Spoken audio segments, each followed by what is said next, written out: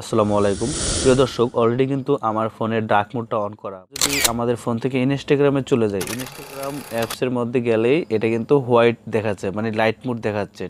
তো আজকের এই ভিডিওতে আমি দেবো যে কীভাবে আপনারা ইনস্টাগ্রাম অ্যাপস ডার্ক মোডটাকে এনেবল করে দেবেন।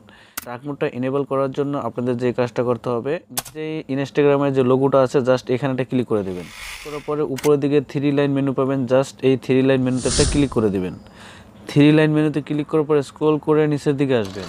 এই যেখানে একটা অপশন দেখতে পাবেন এসেসিবিলিটি, জাস্ট এই এসেসিবিলিটির এখানে একটা ক্লিক করে দেবেন। এখানে ক্লিক করার পর প্রিয় দর্শক, এখানে একটা অপশন দেখতে পাবেন ডার্ক মোড, জাস্ট এই ডার্ক মোডে ক্লিক করে দেবেন।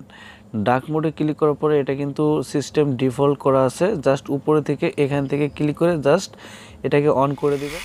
তো অলরাইট প্রিয় দর্শক, আমার ইনস্টাগ্রাম অ্যাপসে ডার্ক মোডটি চালু হয়ে গেল। এখন এই ডার্ক মোড চালু করলে আপনাদের কী কী উপকার হবে? এই ডার্ক মোডটি চালু করলে আপনাদের ফোনের চার্জ দ্রুত শেষ হবে না এবং আপনাদের চোখের যে ক্ষতি হতো সে চোখের ক্ষতি কখনোই হবে না।